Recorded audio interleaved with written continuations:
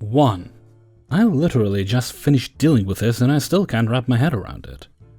A guest came in to book a room today during my 3 to 11, blasting music from her phone the whole check-in process.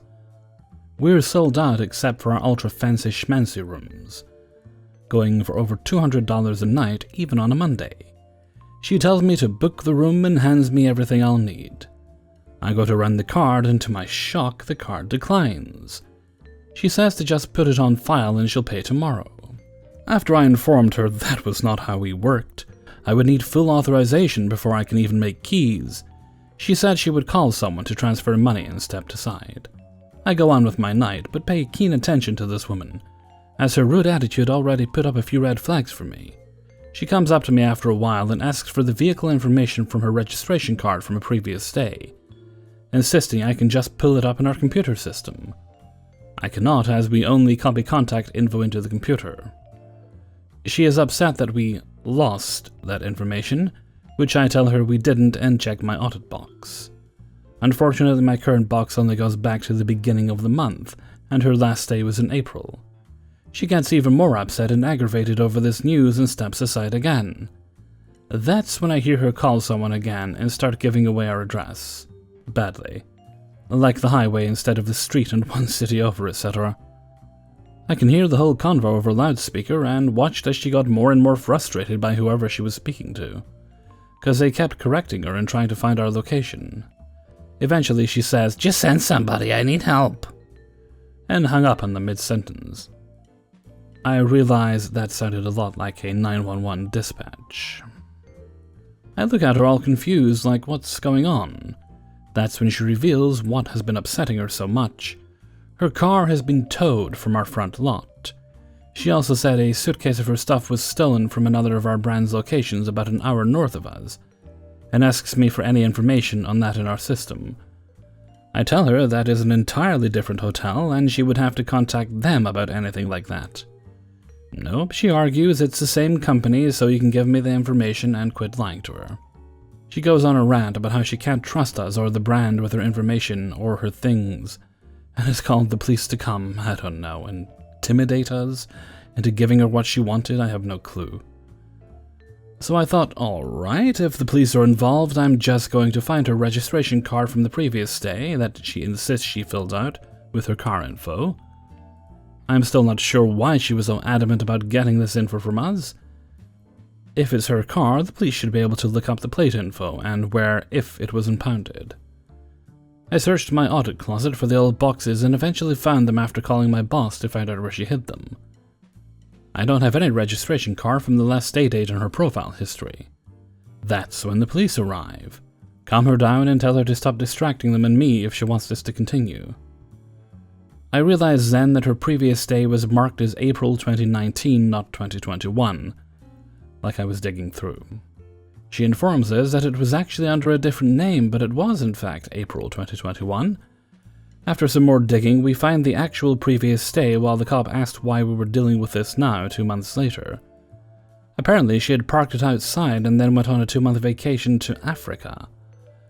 The cop asks me if this is standard policy here to tow cars, and I inform him that no, we never tow a car from our lot. There was a car out back without wheels, probably abandoned for months. We eventually find the registration card, and find that she did not fill out the vehicle form. She insists that she did and wants all our information, including video feed from that day. I told her that we don't keep video footage from that far back, and if she wanted anything else, she would have to take it up with legal and management. The cop sat there the whole time, doing and saying next to nothing, and I could see on his face that he was wondering why he was even here.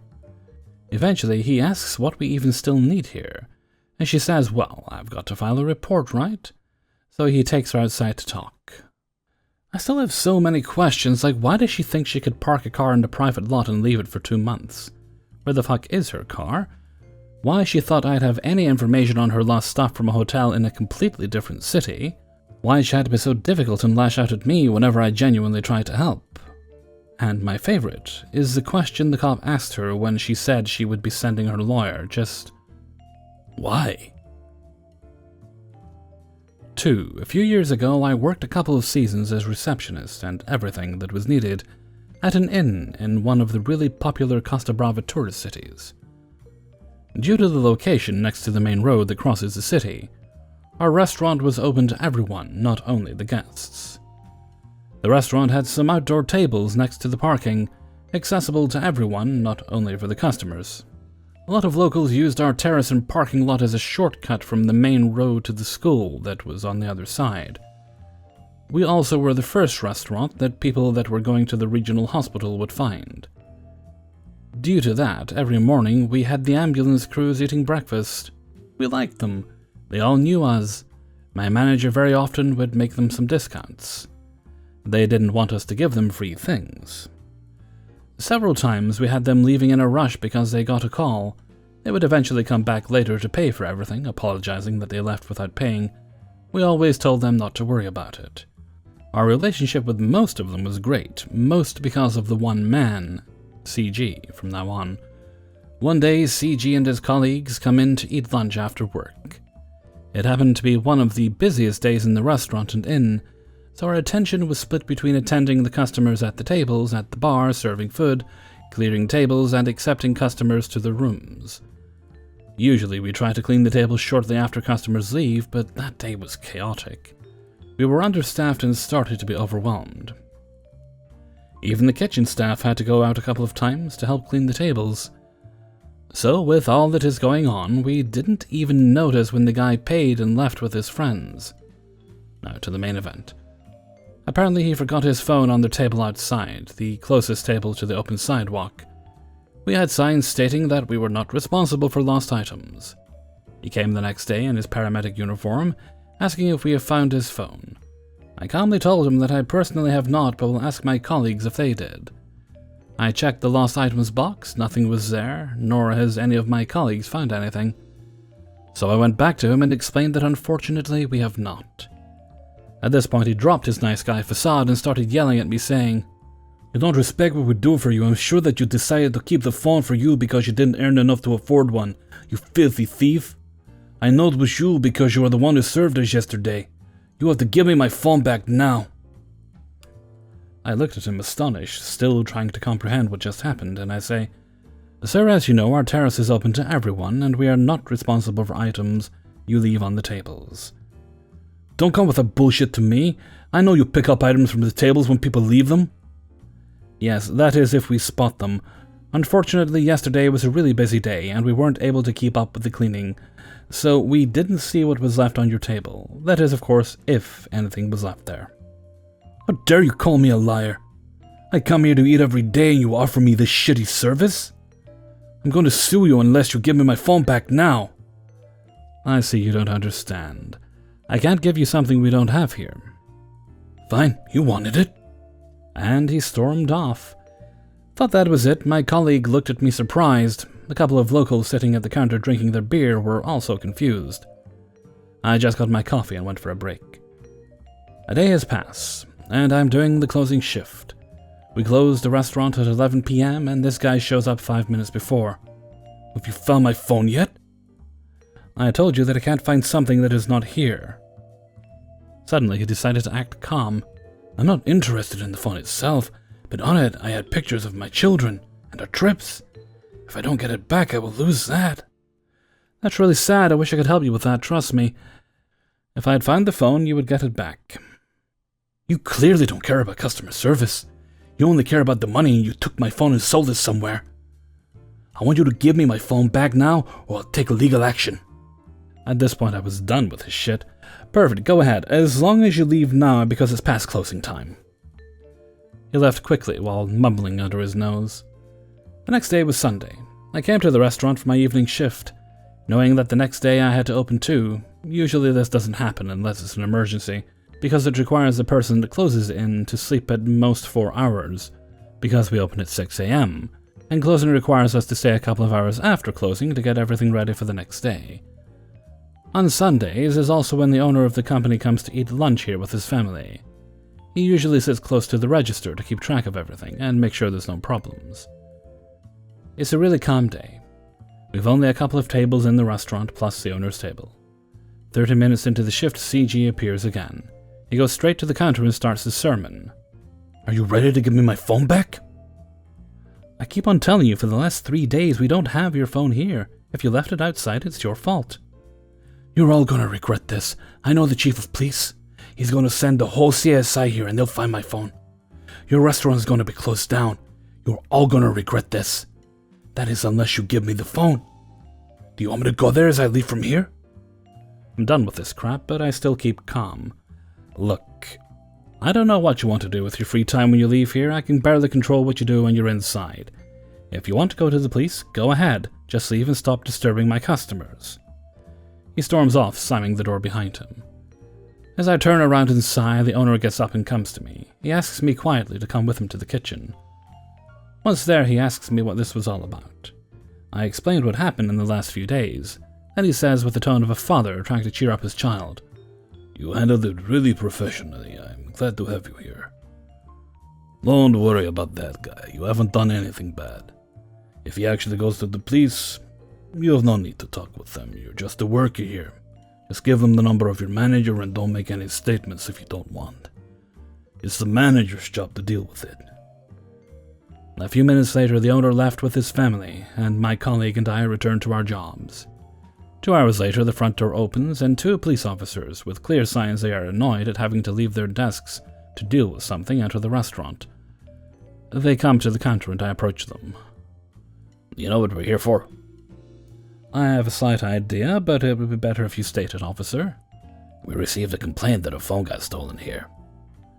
If you're referring to the guy that keeps trying to claim we stole his phone, no one in the restaurant has an idea what phone he's talking about. Well, the problem is that the phone has to appear and be returned to him, or else someone will have to be charged with theft and illegal appropriation.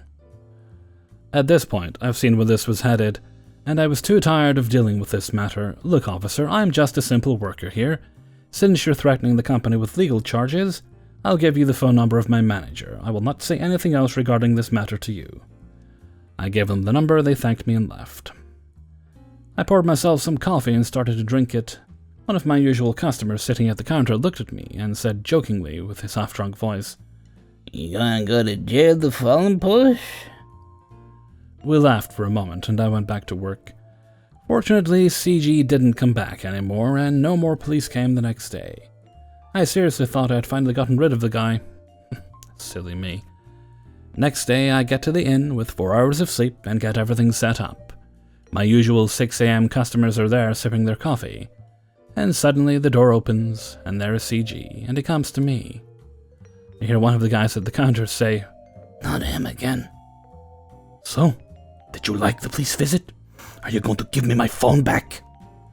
"Can you just get over it? I can't give you something I don't have. I keep on telling you this since last week." "I'm going to tell everyone to not come here. All you do is steal from your customers. I'm going to get you fired, get your restaurant closed. I will tell all my colleagues to stop coming here if they don't want to get robbed. I have connections in the newspapers and TV stations. The whole country will know that you steal from your customers. You're going to get cancelled." And he left. I just dropped my hands and sighed. The same customer from yesterday said, "If I'm punished, it seems you're gonna get famous."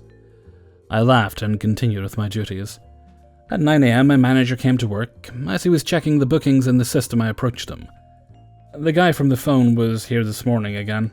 He said that he'll go with the story to all the newspapers and TV, that he'll make sure everyone knows how we treat our customers. My manager looked at me and started laughing. "That's great. Free advertisement for us." We never heard from him again. The ambulance crews kept coming, and his threats remained just that, threats. 3. I am the night audit on the weekend, so I often have the most interesting experiences out of all the employees. Last night definitely was one of the most interesting out of the couple months I've worked here, though. Around midnight, a guest, who appeared to be a nice upper middle-aged lady, we'll call her Kathy, came down asking me to grab some salt packets while she went outside for a smoke. Sure, no problem. When she came back inside, I handed her the salt, and she immediately got salty with me, calling us an awful hotel and that we were a rat stan, and telling me her room is filthy, and that she is upset that she was excited to take her Mexican lover somewhere for the first time. I apologize and make a note for housekeeping and for a possible room refund, then move on with the rest of my responsibilities. At 5 a.m. I answer the phone and it's Kathy calling. She is furious and reminds me again how terrible she thinks the hotel is, and then exclaims, "My lover and I are shitting, but I don't have any toilet paper, so I'm wiping my ass on your towels." She then asks for 4 rolls of toilet paper, not 1, but 4 because she wants to take some toilet paper home with her. And, being the people pleaser I am at work, I ran to her room with all 4 rolls. When I get to her room, I knock several times, but no one answers, even though I can hear the television through the door. After a couple minutes, I stack the rolls by her door and return to my desk. To avoid her calling down again, without realizing I put the toilet paper by her door, I call the room to let her know I delivered it. Kathy doesn't answer, but then calls me right back and says, "Sorry, I was still shitting." I think for a moment all is good after she thanks me for bringing up the TP. But then she starts going off again, and when I thought it couldn't get any worse, it did.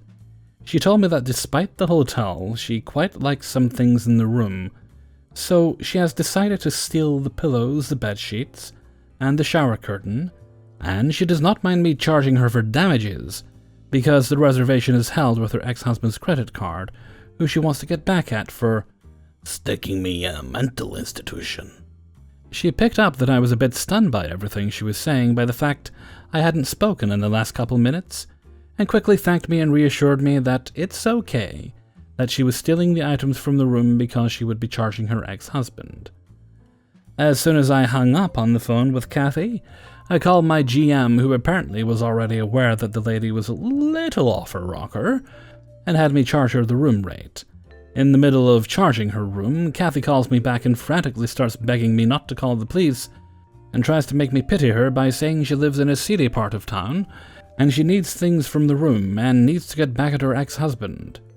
At this point I was absolutely done listening, and I politely let her know that I'm busy working, and that I would advise against her stealing things from our room. I hang up and get back on the phone with my manager. My manager tells me to hold off on calling the cops until the employee for Shift A comes in case she flips out and starts screaming. Which seemed pretty probable. It's 6:30 and a few guests have trickled down, and I'm going through the arrivals for the day when the phone rings again. You can guess who it was. She wanted me to open the pool secretly so her and her Mexican lover could go in early. I told her I would not be doing that, but assured her that the pool would be opening in half an hour. She seemed satisfied with that answer and hung up. Maybe 10 minutes later, Kathy walks down, happy as can be with the biggest smile on her face in her bathing suit.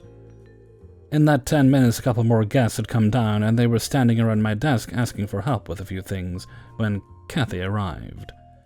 This did not bother Kathy, as she strutted right up to me and loudly introduced herself as if I had never met her hours before, when she came down for the salt packets, and informed me she still planned on stealing things from the room.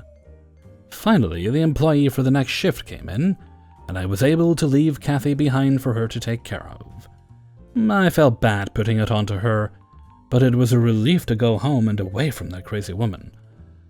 When I came back into work tonight, I found that the employee after me called the cops as my manager asked a little bit later before checkout, and Kathy had indeed packed up the pillows, sheets, and shower curtain, and possibly other things, from the room to take with her. Everything was returned, but I can't imagine what a scene it must have caused. I also can't imagine how the housekeepers felt about picking up bath towels caked with shit. 4. It's been nearly a month since I've quit my hotel. It's an airport property in Canada. It became a 3-day quarantine location.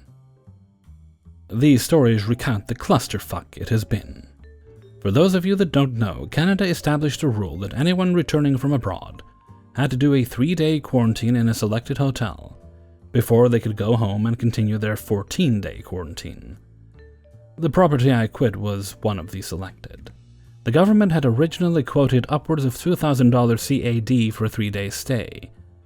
Due to food and service variance between hotels, the individual properties had somewhat different pricing. The government opened phone lines to answer people's inquiries. I don't have a single record of someone who got an answer from those phone lines. They'd wait 3 hours, and then the line would drop. People assumed they were too busy. I confidently assumed they scrapped the phone line after day 1, when they realized it would be hard to balance the policies of 23 different hotels, among the various other questions that came about. This spirit of lack of contingency is the baseline of most of the stories and rants I'll post here. I'll admit, I'm bitter with the government, with admin and the furlough that just sat easily with free money as we ate shit for every single minute of every shift. I'll try and turn some of these into funnier, less accurate retellings. But this is mainly a dump after quitting a job that stressed me to the point of physical pain for the first time in my life. That's saying a lot for someone who spent a little while working night audits, followed by gas station management day shifts back to back for 2 weeks. Here goes, I guess. Part 1. Abandoned. First, it's important to note the process and how it was supposed to work. 1. Government claimed you'd have to have the correct reservation before even leaving the country in direction of Canada. That never happened. We'll rant about that in another part. 2. You land. They verify your reservation again, perhaps in the rare case exempt you, should you have the right papers, or the CBSA agent is in a good mood, and send you on your way to get your COVID test before heading to your hotel. Simple. I used to work nights at this location, sometimes evenings. One night, an old man is escorted into my lobby by a paramedic and 2 government agents, not federal, not Health Canada. Apart from looking tired and drained, he looks fine. He has no reservation for quarantine. He doesn't have the cash to pay the 3 mandatory nights. Initially, all 3 nights had to be paid, non-refundable. What happened? He landed around 5 p.m. He was unaware of these new procedures, barely spoke English or French, and had barely any family there. He had a negative test from his country and believed that was fine enough. He was expecting to transfer to his next flight home in another part of Canada and call it a day. He was confused by the new measures. Health Canada, I assume, explained this to him at least once, then left him to his own devices. He was ignored for the rest of the time, until 10 p.m. when they were wrapping up no more inbound flights and he was still there. The agent, too unbothered to deal with it, went ahead and called the paramedic. The paramedic was unsure what the health issue was with the gentleman, and Health Canada informed him that he, paramedic, could either book the man in a local hospital for the night, under guise of senility, mental unwellness, something. I forget the exact term. Or Health Canada could take the man to a holding facility for breach of quarantine rules and fine him heavily. Paramedic and old man are now both stranded and confused. Paramedic, with quick thinking, calls someone from a 24-hour intervention group to see if there are any other options. Not really, but hey, they're human beings, and come to try and help him figure it out. I'll refer to them as A1 and A2. This is how they wind up in my lobby. After I called other hotels and to my surprise discovered they cost more than my location, the man eventually paid for 2 nights with the last of his money, save the $50 I told him to hang on to for food, and A1 and A2 covered the 3rd night with their own funds. Now, the PCR test results come by mail. If this man can connect to Wi-Fi, we'd have had a breakthrough. So A1 provides their personal number, A2 provides theirs. A1 takes charge and assures they'll take care of getting the man's results. A1 asks that we put their number on our records in case the man needs assistance with anything. Since the old man is still bent on going home, A1 also asks that the man is told to stay in his room, unless A1 is back at the property. Solid. I love these people. In an ideal world, this man would have gotten his negative results by the 2nd day and gone home after the 3rd night. In an ideal world, my colleague who's worked mornings since forever would have something sitting in the cave between her fucking ears. Perhaps one day the Discovery Channel will run a documentary on the depths of that cave. This morning shift colleague will be called Maxine. Maxine is dolled up and dressed to impress at all times. She laughs on cue and kisses ass like a loving donkey herder. So much so that she might laugh or go "aww" at the wrong thing without noticing, because she doesn't listen. She is often La La Land at all times. Since we are painfully understaffed, I wind up doing an evening shift that week. The shift happens to fall on the day that this old man was supposed to leave. After my colleague and I check in the flights that landed, it is suddenly 6 p.m. Before running off for a cigarette and a prayer for granted flights, I notice the old man is still in his due-out room. The fuck? I call his room. He hangs up on me and comes to the lobby with his luggage. Between broken English and ear strain, I miraculously deduce the following. Something's wrong. I don't know what the fuck it is, and his flight is scheduled for departure in an hour and a half. He sure as shit missed his flight. I really need a cigarette. I ask the man to have a seat. Give him some water. Between a mix of sign language and English, try to reassure him. Outside with my cigarette, I call A1's number. I explain to them the situation. A1 is pissed. A1 had called in the morning and gotten in touch with the lovely Maxine. They told Maxine that they were awaiting the old man's results to be hand-delivered to the hotel. Should nothing come by noon, call A1 immediately and she will handle it. Not only did Maxine not remember this, the man had come down at 1 p.m. and Maxine told him to return to his room. A1 was taking their days off out of town.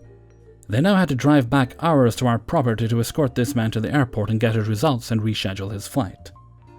Now, I went back to deal with the old man. He understood the part about the flight being cancelled. Out of all the entitled fucks spitting abuse and trying to play antagonistic mental gymnastics, the one thing I wasn't emotionally ready for was to hug a distressed old man bawling his eyes out, thinking he's stuck in a place he doesn't know. Absolute fun. I eventually get him back up to his room until A1 arrives. I talk to my supervisor and explain the situation. The supervisor doesn't know what to do. She was long on the verge of burnout, and overloaded as it was, and pregnant. She still wanted to charge the room for another night. I argued it should be at least senior rate, though I think we should charge him absolutely nothing more. I wanted to see if we could offer food on our dime. Nope, she also asked me to not pay for his food personally.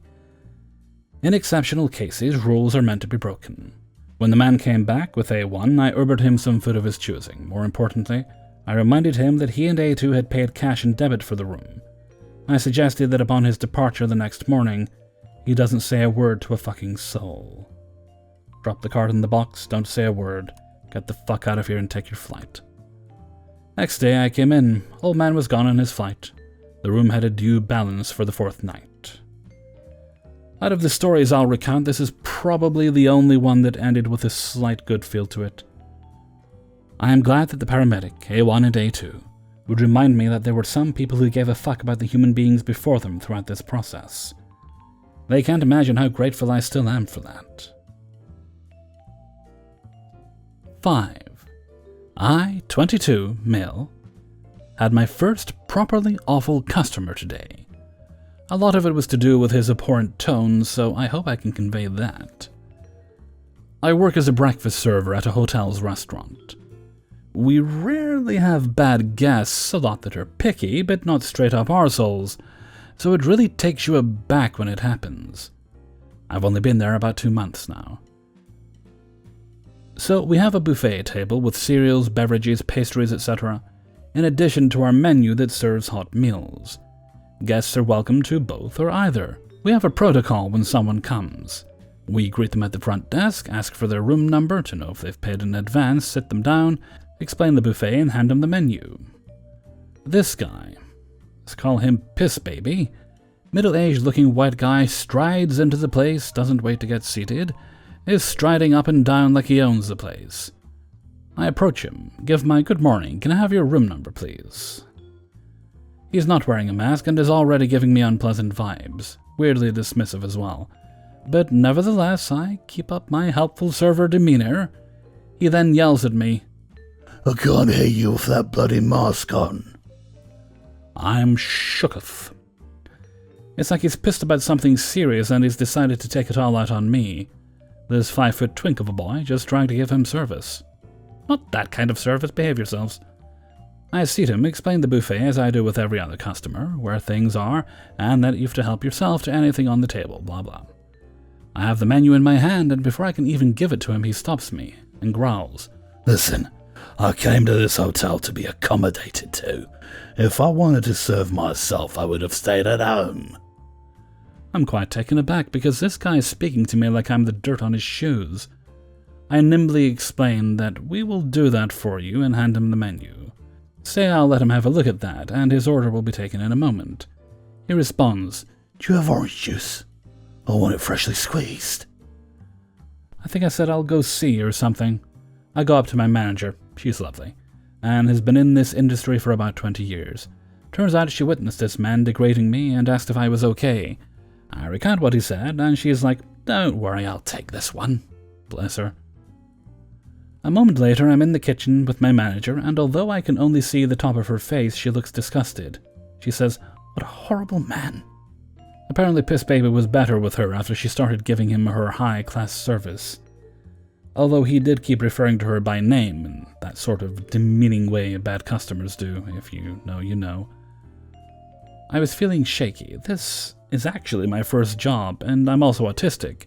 So it's been a struggle, but I've been told I'm doing really well by the other employees, and I genuinely enjoy the job most of the time. My manager and me recounted the incident to our head chef and another co-worker. We had a very satisfying bitch fest about how unpleasant that guy was, which made me feel better. Piss Baby, whoever you are, I hope the rest of your day is as unpleasant as you are. Hey everybody, Hellfreezer here, and thank you very much for listening to Coahw, episode 68. And thank you very much to everybody who allowed me to use their stories in this video. If you enjoyed the video, then please do hit the like button, leave a comment, and subscribe if you haven't done so already. And share the video around with all your friends and family. Right, where are we? I think I have a little shouty out to do. I'm fairly sure I do. There we are. The author of story number 3. Okay, let's see. Thank you very much to Call Me the Jazz, the author of story number 3 there. Thank you very much for letting us use your story, Call Me the Jazz. That was the story with Kathy. Indeed. Right, where are we? Melting is what we're doing, but that's pretty much standard these days. Apologies for the lateness of this video going up. If you're watching it the day after I upload, please disregard my apology. And right, okay, that's fine. I should be able to get this in paranormal done by tomorrow. I've got my Friday trip to the hospital tomorrow. I think I'm going to have to stop walking home because it's been getting hotter. And this wasn't a problem at first, but I had my treatments, and usually to have a wee stroll home. I've even, after such a long time of not, when I've had to go out, not wearing earbuds or anything like that, just because I'd kind of taught myself not to touch my face, started wearing earbuds and everything again, and oh my heavens, it was so comforting to able to listen to a podcast just walking home after all this time. I've been listening to Hollywood Babylon, old episodes of that, and that's fine, very comfy and everything, but it's been getting hotter, so even though I'm covered head to toe, I'm wearing a cap, which I don't usually wear caps, I don't really like them, but I did buy a couple to keep the sun off me, off my head, and they've been doing their job, that's fine. So I got a Captain Marvel one, and I got one that says like love with a peace sign on it. You can see them on my Instagram. That's fine. I think I've actually got a Star Trek one somewhere if I think about it, but maybe it's been years since I got it, and I've no idea what I did with it. Although even if I find it, it's because it's been years since I got it, so I've no idea what you do to freshen up a cap. I'm not sure if you can even wash them. What was I saying? Sorry, we'll blame the heat on everything. I'm all disconflipper. Is that a word? Disconflipper. Whatever. I'm a bit out of whack. What was I saying? Oh yeah, so I think I'm going to get... So I'm covered back from the sun, but I think the heat is right after the treatment. Skin's a bit sensitive, and I'm walking home, and I'm maybe out for an hour to 2 hours. I like to have a wee wander, do my shopping and that on the way home, so I don't have to get a delivery or anything like that. But I think I'm going to have to go back to actually just taxi down, taxi back. It will get me home quicker, certainly, and it also means I can get more work done overall. And I'll just get a grocery delivery on weekends like I'd do if I was ill, or when it was at the height of the pandemic and I just didn't want to go out. Yeah, that's probably the best option for me, I think, right now. And hopefully that takes care of the ouchiness, because that's what the problem is. Because I'm walking home, the heat's it's making me really sore. Just my skin all over, a bit red.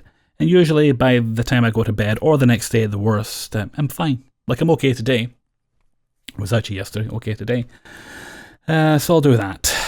Anyway, I'm going to shut up now. What's my name again? Who am I today? Am I Hellfreezer? Am I Celestial Heater? Certainly feels so. Anyway, until next time, thank you very much for listening, and take very good care of yourselves.